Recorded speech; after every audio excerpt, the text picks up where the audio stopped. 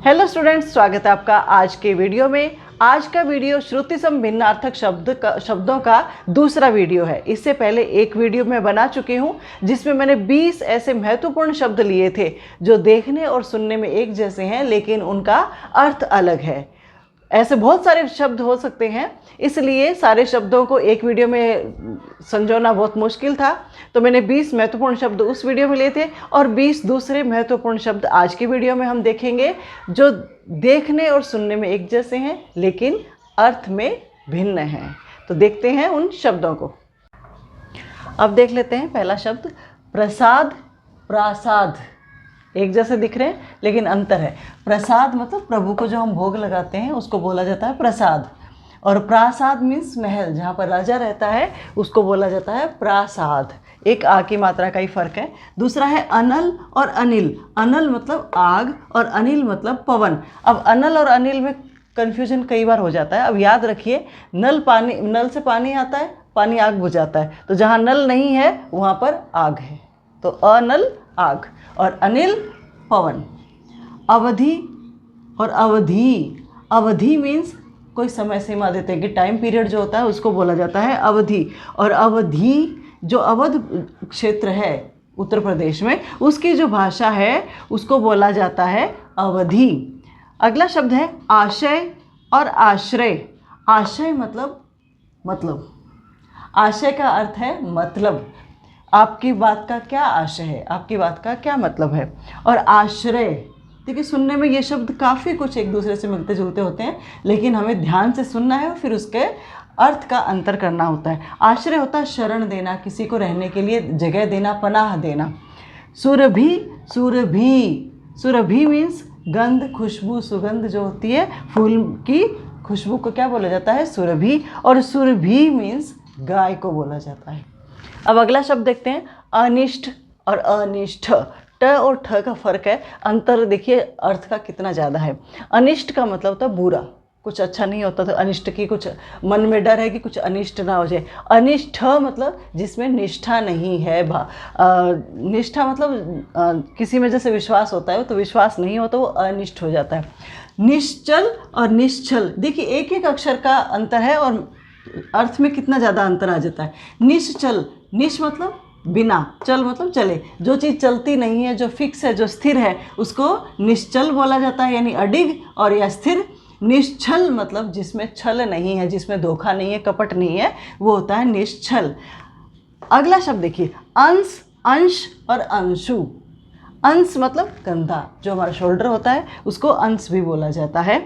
और अंश मतलब कोई किसी चीज़ का हिस्सा, एक छोटा सा पार्ट जो होता है, भाग जो होता है, उसको अंश बोला जाता है। ऐसा ही मिलता जुलता शब्द है अंशु। अंशु मतलब जो किरण होती है, सूर्य या चंद्रमा की जो किरण है उसको अंशु बोला जाता है।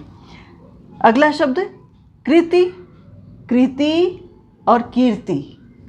कृति मतलब रचना, किसी ने उसको कृत किया है, किसी के द्वारा कृत। कृत मतलब किया गया, लिखा गया, रचित, तो रचना। कृति मतलब जो चतुर होता है उसके लिए कृति शब्द भी का प्रयोग किया जाता है। जैसे कलाकार शब्द का प्रयोग करते हैं ना किसी के लिए कि वो बहुत बड़ा कलाकार है, तो वही कृति है, तो चतुर।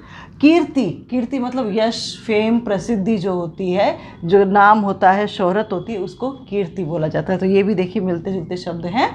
और शब्द देख लेते हैं। अब है उपल और उत्पल। उपल मीन्स होता है पत्थर, स्टोन जो होता है, और उत्पल होता है कमल, जो हमारा राष्ट्रीय पुष्प भी है। अगला शब्द है भीति और भित्ति। भीति मतलब डर, ये जो डरा हुआ होता है, जो भीत धातु है संस्कृत में, उससे ही ये शब्द बना है भीति। भीति का मतलब होता है डर। और भित्ति मीन्स दीवार। अंगना, अंगना। अब ये देखिए चंद्रबिंदु और अनुस्वार का ही फर्क है। अंगना मीन्स स्त्री, जो वीरांगना शब्द है, वीर धन अंगना, वीरांगना वीर स्त्री के लिए प्रयोग किया जाता है। तो वीरांगना से याद रखिए कि जो ये अंगना शब्द है ये स्त्री के लिए प्रयोग किया जाता है। और अंगना जो है उसका मतलब जो घर का आंगन होता है, जो खुला एरिया होता है, उसको अंगना भी बोला जाता है। अब यहाँ पर देखिए शीत, शीत का मतलब होता है किसी चीज़ को जब नुकीला कर दिया जाता है ना, सान पर कस करके जब किया जाता है किसी तीर वगैरह को, तो ये एक विशेषण है। शीत मतलब नुकीला, जो आगे से धारदार होता है, तीखा होता है, उसको शीत बोला जाता है। शीत यानी श्वेत या जो शुक्ल होता है, सफ़ेद होता है, उसका मतलब होता है शीति। अगला है शीत। शीत मतलब ठंडक या ठंड के लिए इसका प्रयोग किया जाता है। शीतल जल लिखा जाता है ना कि यहाँ पर शीतल जल है, ठंडा जल। कृपण और कृपाण, फिर आ की मात्रा का ही फर्क है। कृपण होता है कंजूस, जो धन को बहुत सोच समझ के खर्च करता है, कई बार जहाँ ज़रूरत है वहाँ खर्च भी नहीं करता है, तो उस इंसान को बोला जाता है कृपण। अब कृपाण, एक आ की मात्रा जुड़ जाती है, यही कंजूस यहाँ से क्या हो जाता है, एक छोटी तलवार टाइप होती है जो सिख लोग रखते हैं, उसको कृपाण बोला जाता है।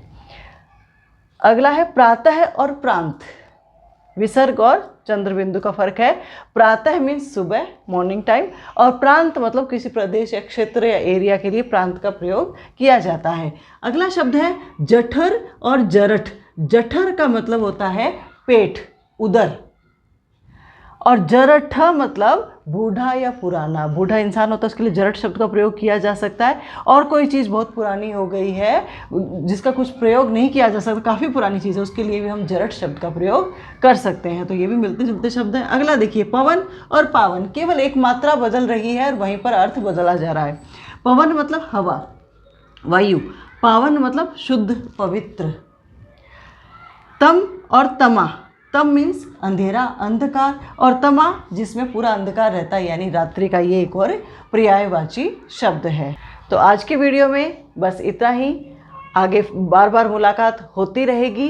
वीडियो को लाइक कीजिए, चैनल को अगर अभी तक सब्सक्राइब नहीं किया तो प्लीज़ सब्सक्राइब कीजिए और ज़्यादा से ज़्यादा शेयर कीजिए। तो मिलते हैं फिर अगले वीडियो में नए टॉपिक के साथ।